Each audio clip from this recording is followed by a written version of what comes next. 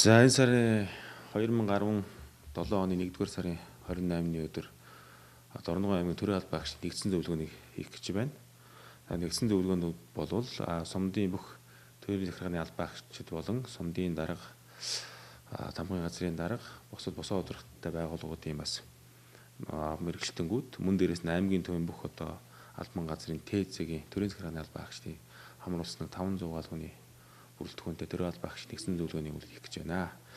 Энэ жил төрийн албаны зөвлөөс 2017 оныг бол төрийн албан багшдын сахилга хариуцлагыг дээшлүүлэх жил хэмээн зарласан байгаа. Энэ ажлын хүрээний хамгийн ихний ажил энэ зөвлөгөөнөө эхлэх гэж байгаа. Тэгээд төрийн албан багш нараа бол бас энэ ажлын байрны сургалт, за дээрээс нь манлай төрийн албаны манлайлал, за төрийн албан багчийн ёс зүй стандарт гэсэн ийм сэдвүүдээр бас хийх гэж. Мөн дээрээс нь хувь хүний соёл харилцаа гэсэн ийм хичээлүүдийг бол нэгдсэн байдлаар төрийн албан багчид мэдээлэл өгч энэ зөвлөгөөнийг бол хийх гэж байгаа. Энэ бол нэлээд олон хүнийг хамруулсан нэлээд том хэмжээний зөвлөгөө бас болох гэж байгаа. Тэгээ энэ зөвлөгөөнийг бол бэлтгэл ажлын нэлээд хангаад ингээд ажиллаж байна.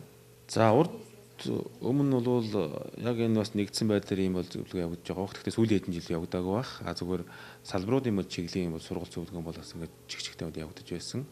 За энэ удаагийн зөвлөгөө бол ер нь төрийн албан багш бид бол бас нэг талаасаа татвар төлөгчдийнхэн энэ мөнгөөрөө дэмнэгээр ингээд орлого бүр төсөв бүрдэж энүүгээр цалинжиж ингэж эргээд ард иргэдэд төрийн үйлчлэгийг хүргэх ийм үүрэгтэй ийм хариуцлагатай хүмүүс. Ийм учраас энэ дээрээ бас төрийн албан багш хүмүүс хариуцлагатай байя, ёс зүйтэй бай.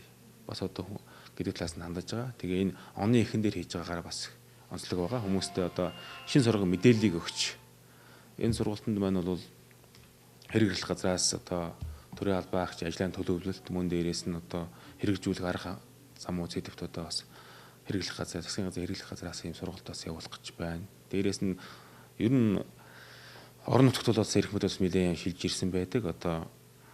Санхүүгийн болоод бусдын хэрэг төлөөс нэлээд шилж ирсэн байдаг. Энэ сумдуудад бол орон нутгийн сумдуудад ийм учраас энэтэй холбогдуулаад үндэсний хөгжлийн газраас бас энэ хөгжлийн төлөвлөлт орон нутгийн оролцоо ямар байх. Энэ талаараас төрийн албан багчд бас мэдээлэл өгье, сургалт өгье гэж ингэж хандаж байгаа. Тэгээ энэ бол нэлээд олон талын яг төрийн албан багчд хамруулсан төрийн албан талаас нь ямар байх хэвтэй, орон нутгийнхаа төрийн захиргааны байгууллагын бодлогын түвшний мэрэгчлэлтийн хүний хувьд ямар хандах хэвтэй гэдэг энэ бүх талыг хамруулсан нэлээд хэдэн салбарыг ингээд хамруулсан юм зөвлөгөө мэдээлэл өгсөн юм сургалтыг хийх гэж байгаа нь бол нэлээд онцлог гэж ойлгож байгаа. Жилийн эхэнд явагдаж байгаа.